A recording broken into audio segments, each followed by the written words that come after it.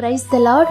ఈరోజు దేవుని వాగ్దానము, నీవు యాకోబు గోత్రపు వారిని ఉద్ధరించునట్లును ఇశ్రాయేలీయులు తప్పింపబడిన వారిని రక్షించునట్లును నా సేవకుడివై యుండుట ఎంతో స్వల్ప విషయము.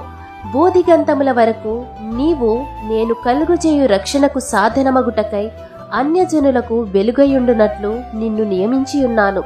యెషయా గ్రంథము 49వ అధ్యాయము 6వ వచనం. అంధకారమైన ప్రదేశములో నడుచువారికి దేవుడు నిన్ను గొప్ప వెలుగుగా చేయబోతున్నారు. ఆయన మహిమ నీ మీద ప్రకాశించబోతుంది.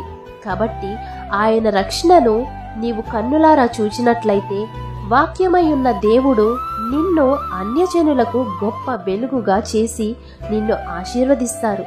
కాబట్టి ఈ వాగ్దానం మీ జీవితంలో నెరవేరాలని కోరుకుంటూ దేవుని సువార్త పరిచర్యలో మీ సహోదరి. ఆమేన్. God bless you.